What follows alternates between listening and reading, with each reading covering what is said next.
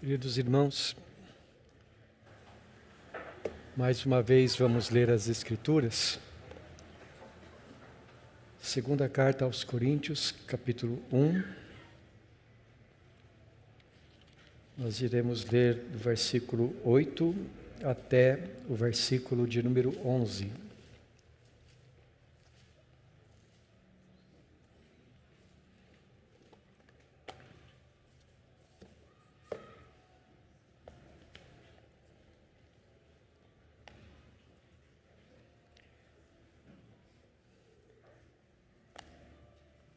Diz assim a palavra de Deus: porque não queremos, irmãos, que ignoreis a natureza da tribulação que nos sobreveio na Ásia, porquanto foi acima das nossas forças, a ponto de desesperarmos até da própria vida. Contudo, já em nós mesmos tivemos a sentença de morte, para que não confiemos em nós, e sim no Deus que ressuscita os mortos, o qual nos livrou e livrará de tão grande morte, em quem temos esperado que ainda continuará a livrar-nos, ajudando-nos também vós com as vossas orações a nosso favor, para que por muitos sejam dadas graças a nosso respeito, pelo benefício que nos foi concedido por meio de muitos. Até aqui, meus irmãos, nós iremos mais uma vez orar. Nossa irmã Maria das Neves nos conduzirá agora. Bondoso e eterno Deus, Pai Todo-Poderoso, Criador dos céus e da terra, nós nos achegamos a Ti neste momento, Senhor, após entoarmos louvores a Ti, Senhor, te suplicamos, Pai, que os mesmos tenham sido agradáveis ao Teu trono, Pai querido.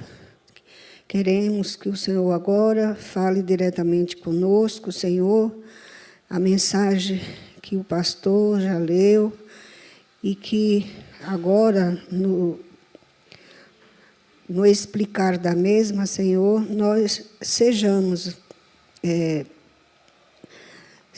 enriquecidos com as Tuas verdades, Senhor, e que tenhamos o cuidado de colocá-las em prática no nosso dia a dia. Toma conta, abençoa, Senhor, cada um que se encontra aqui nesse momento. Também te peço pelos que veem o culto pela internet, que também sejam abençoados. E aqueles, ó Pai, que não puderam estar aqui, e os motivos só Tu mesmos conheces, Senhor. Guarda todos de igual modo. Tudo isso eu te peço, Pai. Te agradeço no perdão do meu pecado, no nome de Jesus. Amém. Amém. Eu gostaria, irmãos, de começar a nossa meditação hoje fazendo um experimento, digamos assim. Olhe para o irmão que está do teu lado e diga assim: possivelmente você vai morrer essa semana.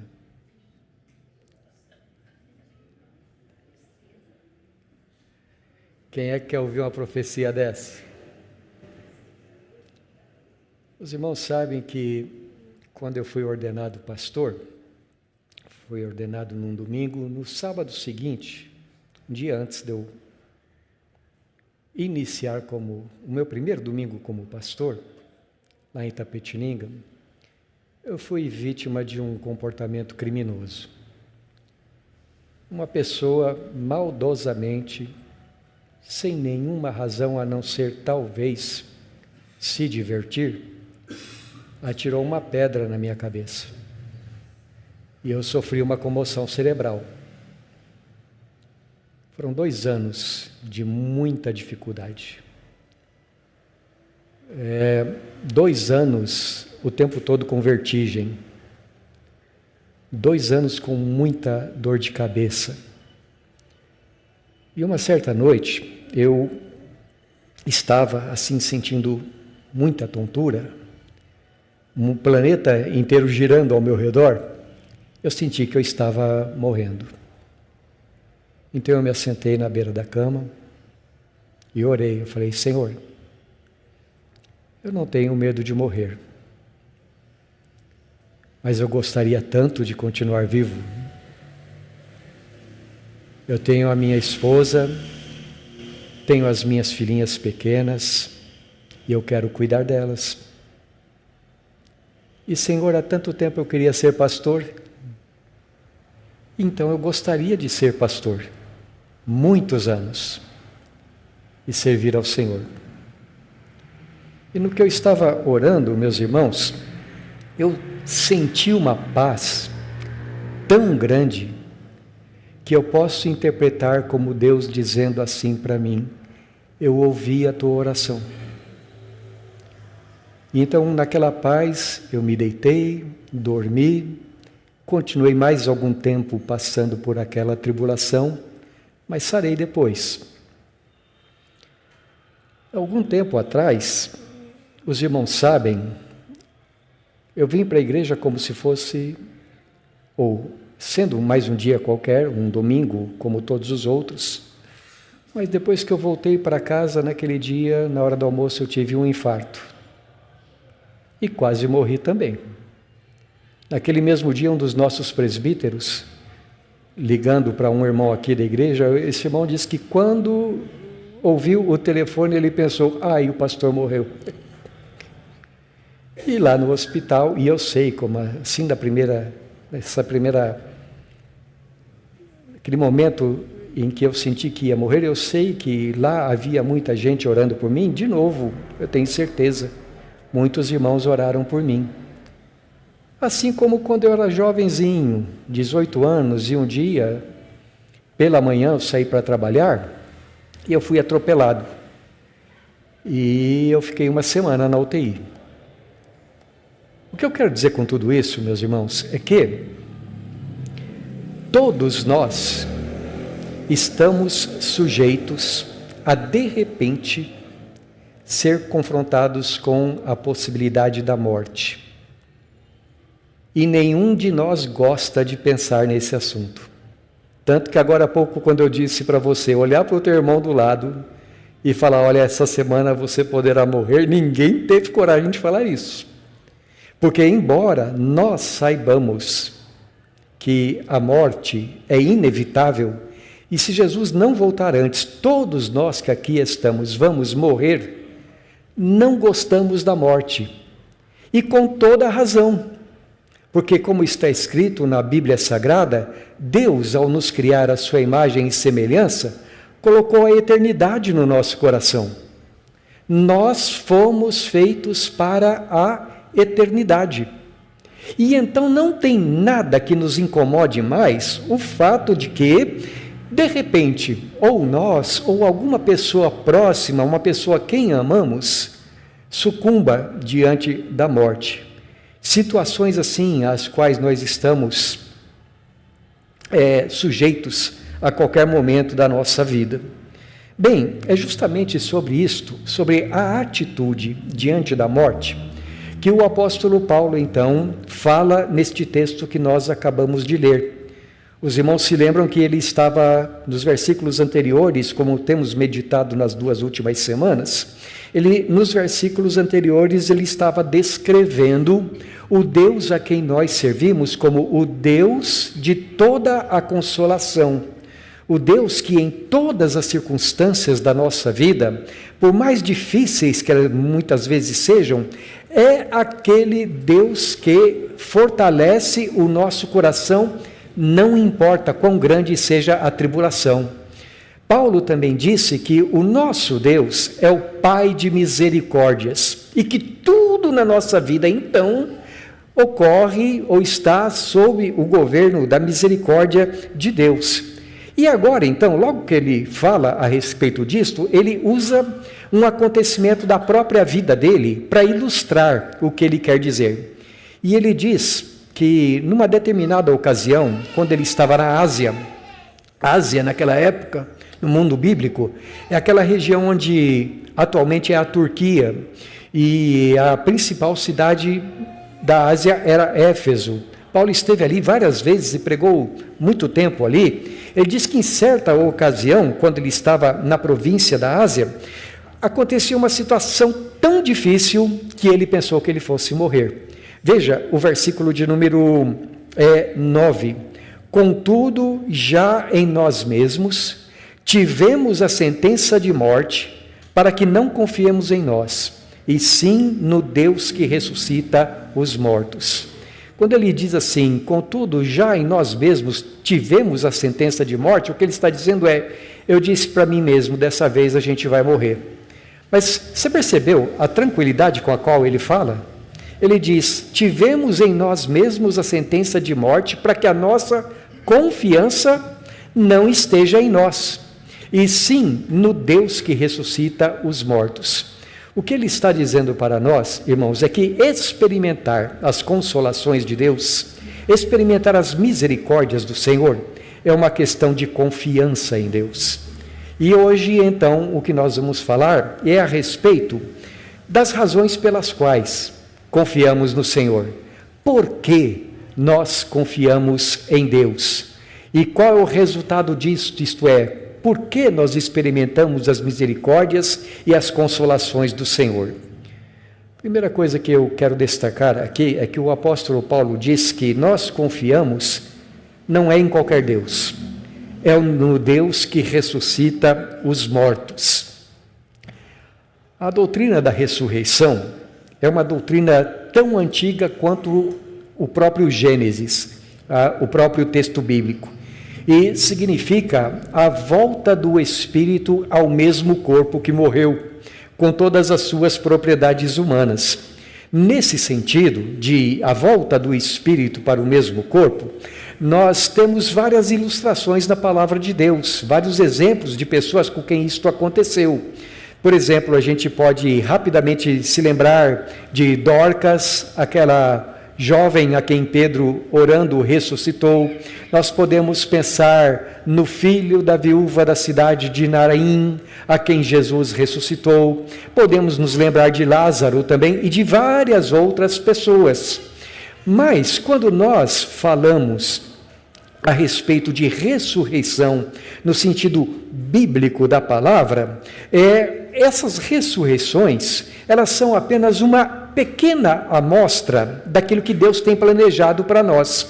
Porque a grande ressurreição, que essas outras ressurreições apenas prefiguram, eram prefigurações, eram fotografias, digamos assim, analogias da grande ressurreição do nosso Senhor Jesus.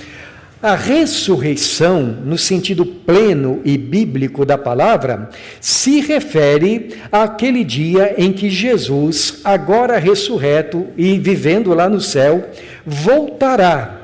E quando ele voltar, é como diz o livro de Daniel, os muitos que dormem no pó da terra ressuscitarão, uns para a vida eterna e outros para a vergonha e horror eternos. Ou como diz também o livro do Apocalipse, a respeito dessa ocasião, deu o mar os seus mortos, o além e o túmulo deram os seus mortos. Ou conforme, pensando em Eclesiastes, o Espírito volta à terra que o deu. Como é que diz o ditado? Tu és pó e ao pó tornarás. Mas haverá aquele grande dia em que Jesus irá chamar todos de volta à vida. Bem, ressurreição é isso. Não apenas o corpo voltar, o espírito voltar ao corpo e ele voltar a viver, mas no último dia, uma vida que será para sempre. Na primeira carta aos Coríntios, o apóstolo Paulo já havia falado bastante a respeito de ressurreição.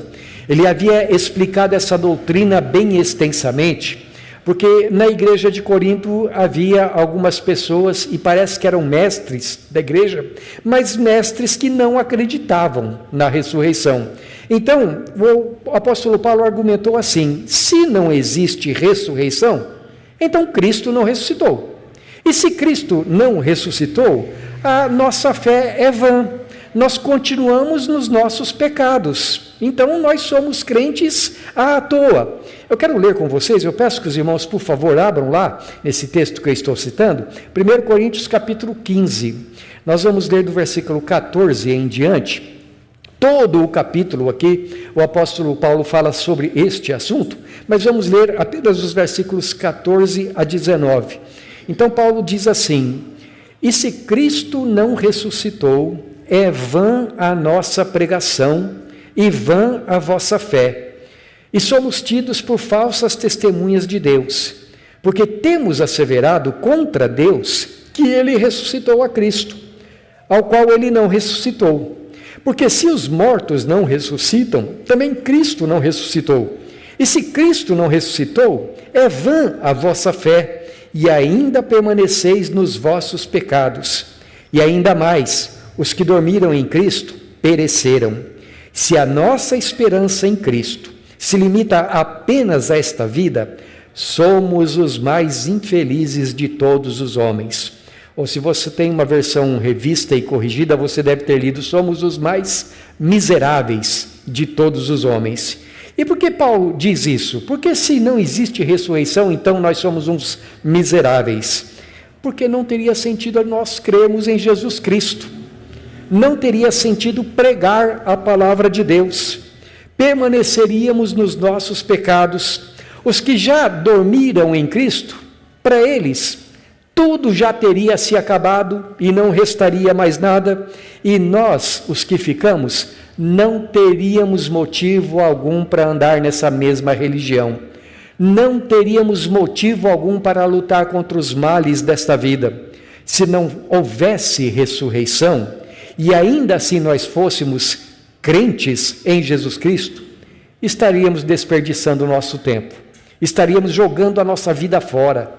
Então Paulo diz: tudo seria em vão, e nós seríamos os mais infelizes, porque estaríamos vivendo e dispostos a morrer por causa de uma mentira. Portanto, Cristo ressuscitou.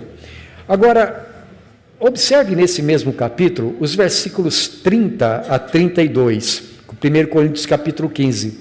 Paulo diz assim: e por que também nós nos expomos a perigos toda hora?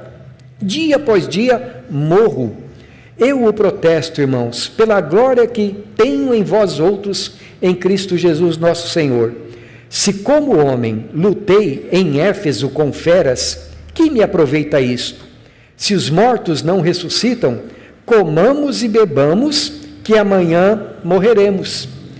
Nós não sabemos quando foi isso e exatamente o que aconteceu, mas o apóstolo Paulo diz que por causa do Evangelho, na cidade de Éfeso, ele foi levado a lutar com feras.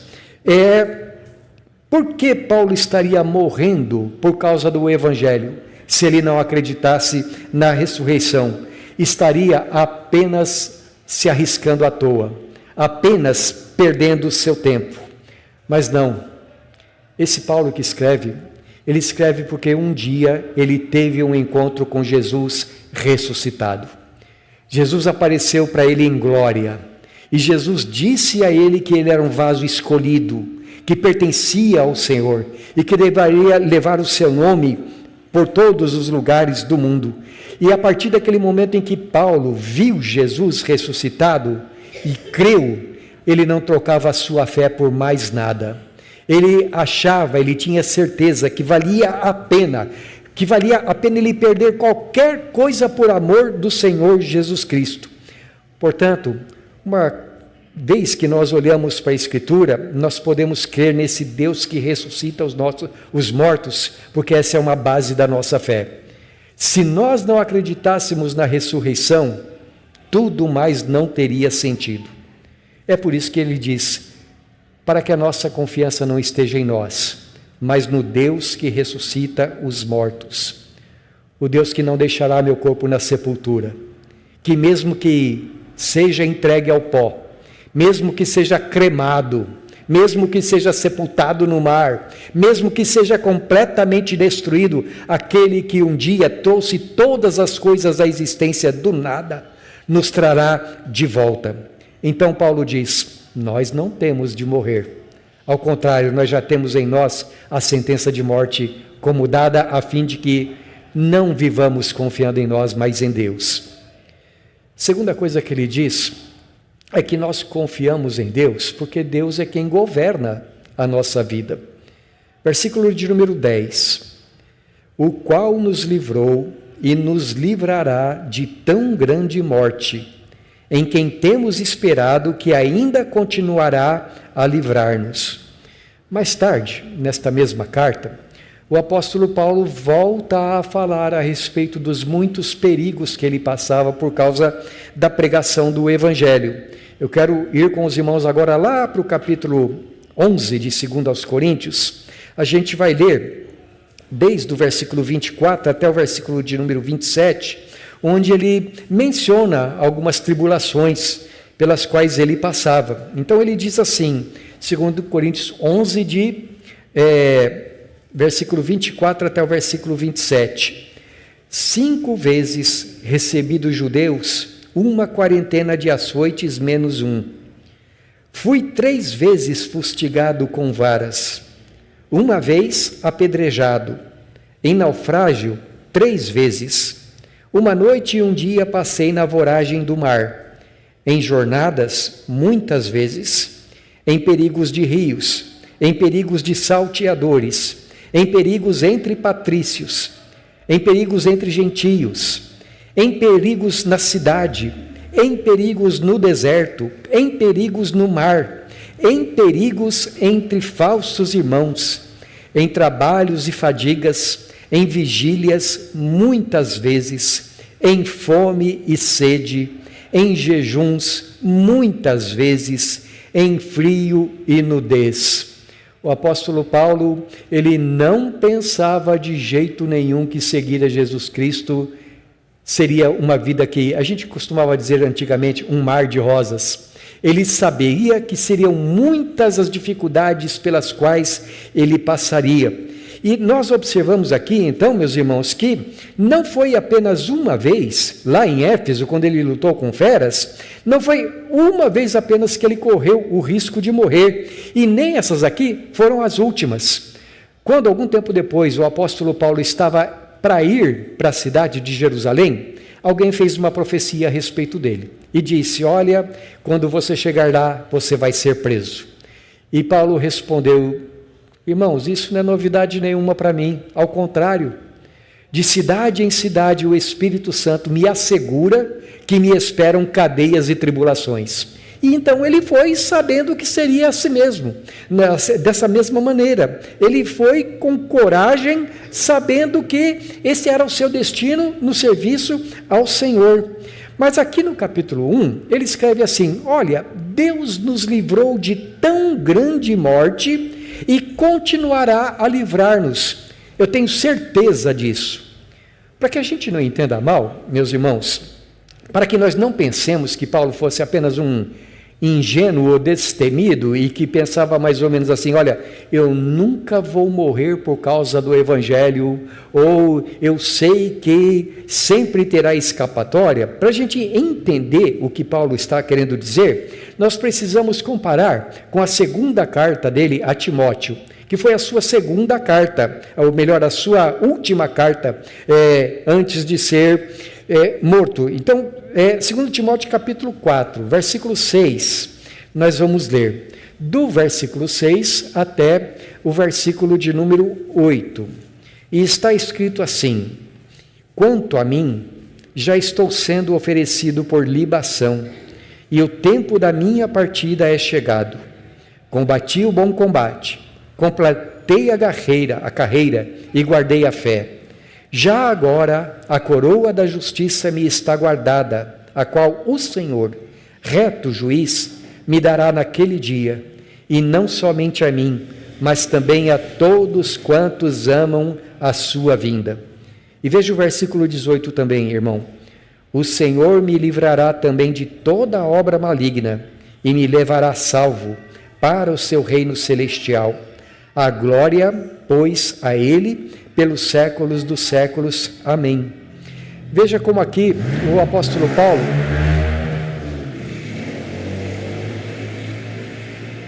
ele fala bem diferente do que ele escreveu na carta aos Coríntios. Aqui o apóstolo Paulo sabe que os seus dias estão chegando ao fim.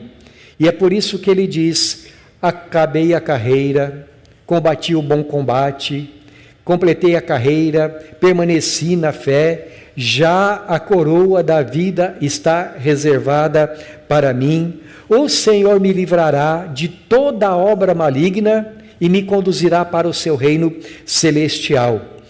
Não muito tempo depois que escreveu esta carta, o imperador Nero deu uma ordem. Alguém foi até o cárcere onde o apóstolo estava, o tirou dali e Paulo foi executado. Mas na primeira carta aos Coríntios, Paulo diz assim: olha, Deus nos livrou da morte e continuará nos livrando em muitas outras situações. O que Paulo quer dizer com isso?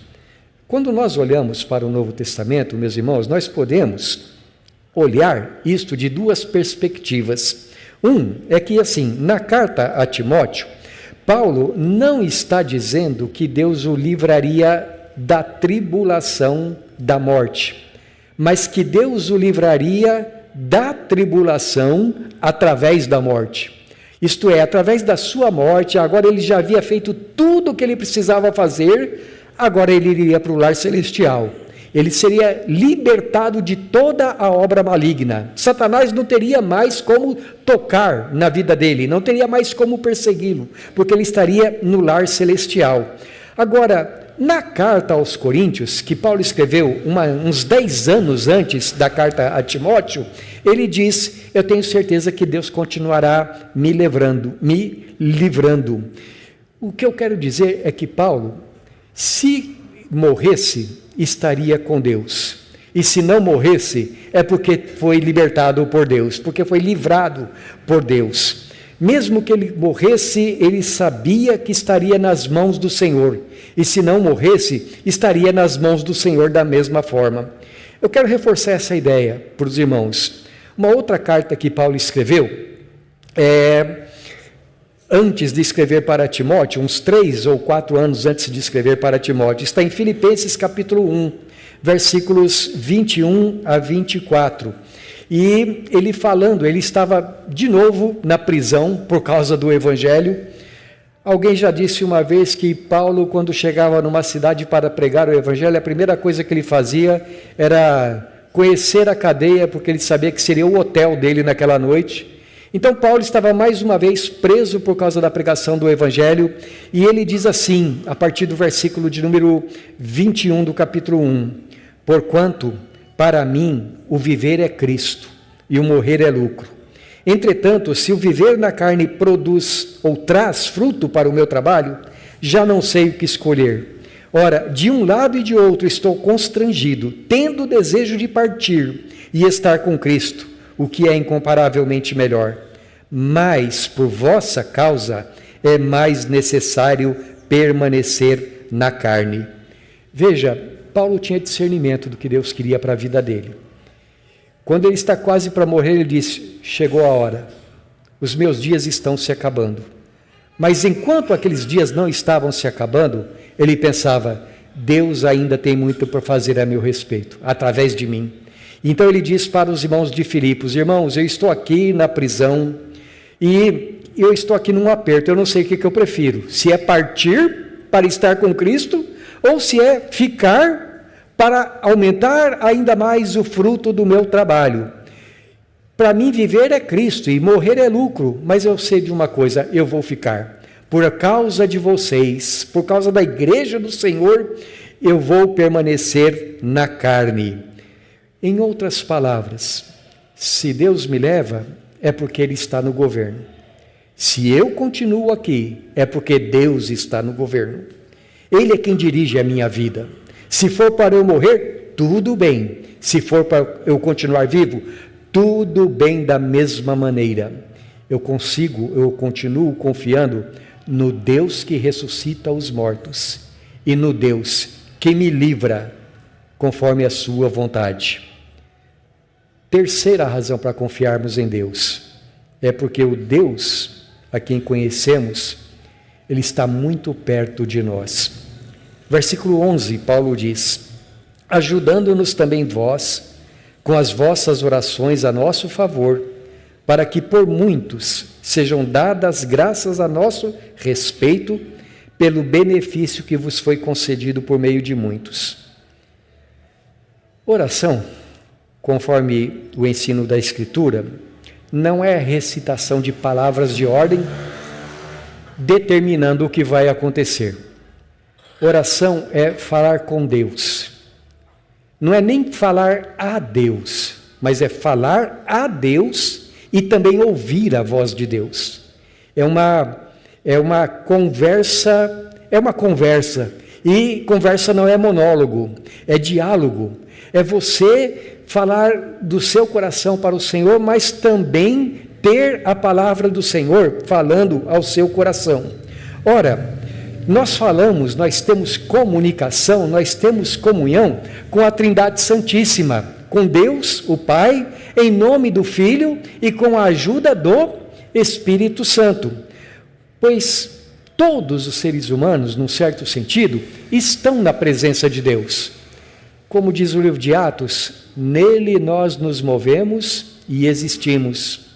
Toda a esfera da vida humana é na presença do Senhor. Na verdade, não somente a vida humana. Lembra daquele cântico antigo? Nos galhos secos de uma árvore qualquer, onde ninguém jamais pudesse imaginar, onde ser humano nenhum esteve. Ali Deus cria uma planta para o louvor da sua glória, e aí é heresia, né? Porque não é para a nossa alegria, é para a alegria dele. Deus tem deleite na sua criação, mas como diz o texto, né, de Neemias, Deus habita no céu, na terra, no céu dos céus, e tudo que existe não pode contê-lo. Então Deus está em todo lugar. Mas quando se refere ao seu povo escolhido, Deus está próximo deles num sentido muito especial. Naquele sentido que o Senhor Jesus ensina quando ele diz: eu sou o caminho, a verdade e a vida, e ninguém vem ao Pai senão por mim. Isto é, por meio de Jesus Cristo, nós somos aproximados de Deus. E Deus, nesse sentido, se torna próximo de nós. E é por isso que Jesus nos ensina a orar: Pai nosso que estais nos céus, santificado seja o teu nome. Pai nosso que estás nos céus, Pai que é nosso, mas que também está lá naquele quarto em que eu estou orando. E Jesus diz: ore por tudo na tua vida, pelo pão de cada dia, pelo perdão dos pecados, pela vontade de Deus, pelo reino de Deus. Ore por todas as áreas da sua vida, porque o seu Pai Celestial, quando você entra no teu quarto, como que já está esperando você lá. Ora, o apóstolo Paulo acreditava em cada ensinamento de Jesus a respeito da oração.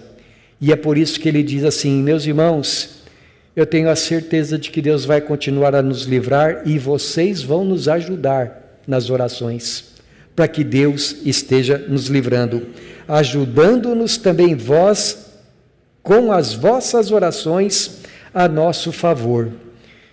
Eu confesso para os irmãos que às vezes eu fico pensando em como nas pequenas coisinhas da palavra de Deus a gente pode perceber as pérolas, as joias incrustadas aqui. Quem é que está pedindo oração para os coríntios? Paulo, o apóstolo. Você consegue imaginar a comunhão que esse homem tinha com Deus? Você consegue imaginar a plenitude do Espírito Santo que habitava nesse homem? Metade do Novo Testamento foi ele que escreveu. Escolhido do Senhor para ministrar o Evangelho para o mundo inteiro. Estamos aqui hoje meditando na Escritura Sagrada escrita por ele, homem de Deus, cheio do Espírito Santo. E para quem que ele pede oração? Para a igreja de Corinto. Você lembra como é que era a igreja de Corinto? Eu acho que uma das palavras que nós podemos usar para descrever a igreja de Corinto era imaturidade. Para a gente pegar leve, eram pessoas que tanto tantas vezes se comportavam mal, e por isso Paulo precisou corrigi-los tantas vezes, que Paulo precisou repreender, às vezes falando ternamente, mas às vezes irado, repreendendo mesmo, porque eles estavam andando em caminhos errados. Mas você vê o que Paulo diz para eles? Ajudando-nos, vocês ajudando-nos com as suas orações. E por que Paulo diz isso? Será que é porque ele estava sendo assim uma pessoa politicamente correta, que fazia um agrado para as pessoas para que ficasse tudo bem? Não, Paulo não era desse feitio. É porque Paulo acreditava que Deus responde às orações, seja de quem for que se chegue a ele em nome de Jesus, confiando somente em Jesus. Paulo diz, nós não confiamos em nós mesmos, nós confiamos naquele que ressuscita os mortos. É em Deus que está a nossa confiança. Então ele ora, ou melhor, ele pede que os coríntios orem em favor dele, porque isso seria uma maneira de Deus, atendendo às orações deles, estar abençoando o seu servo pregador da palavra de Deus. Que coisa linda, meus irmãos. Nós não precisamos ser super crentes para orar. Basta que nós sejamos crentes. Basta que nos acheguemos a Deus em nome de Jesus. Jesus é a nossa confiança. É Ele que atende às nossas orações. Diante disso, eu pergunto para vocês, não é maravilhosa a misericórdia de Deus? Deus ressuscita os mortos. Deus dirige a nossa vida. Deus ouve as nossas orações. E é por isso que nós confiamos nele. Algumas aplicações para nós. Primeiro, não espere em Deus somente nas coisas desta vida, senão você será o mais miserável de todos os homens. Creia na ressurreição. Creia na ressurreição de Jesus. Creia na tua ressurreição, que quando Jesus vier, onde quer que o teu corpo estiver, ou não estiver, o Senhor trará você para a vida novamente. Creia que você viverá eternamente com Jesus.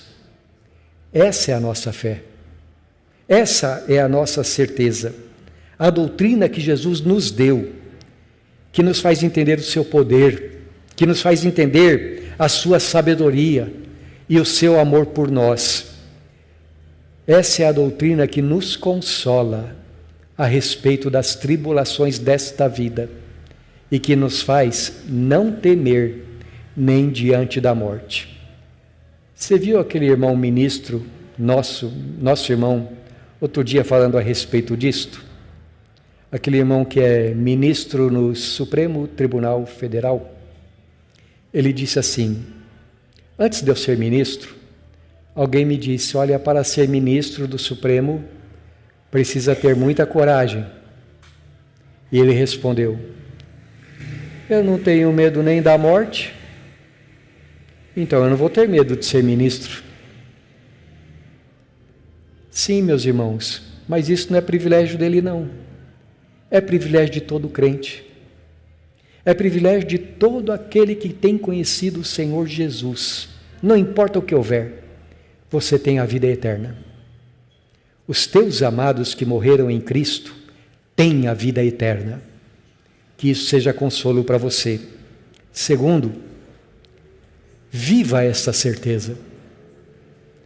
O que eu quero dizer, não jogue a sua vida fora. Não perca o seu tempo dizendo, comamos e bebamos porque amanhã morreremos. Isso é coisa de quem não conhece a Deus. Use a sua vida para o reino de Deus. Use a sua vida neste mundo pensando na eternidade.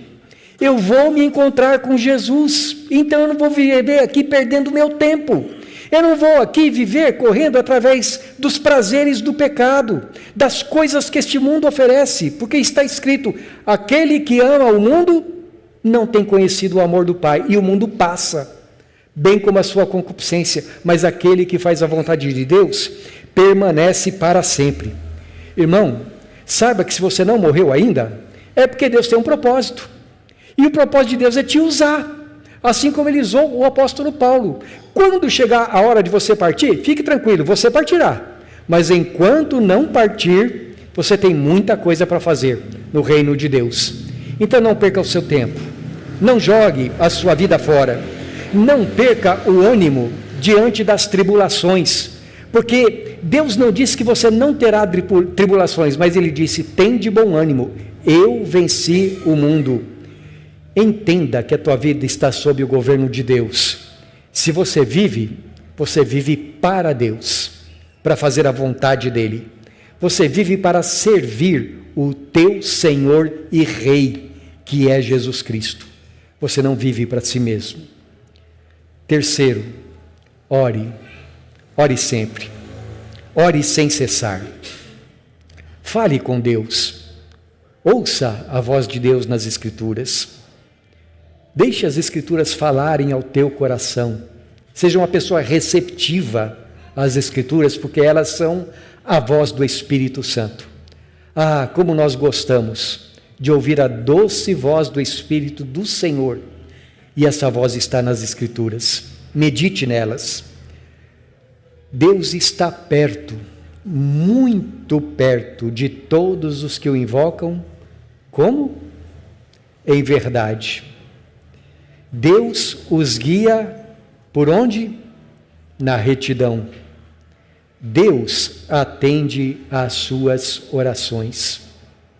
Confie em Deus e você só gozará misericórdia e consolação.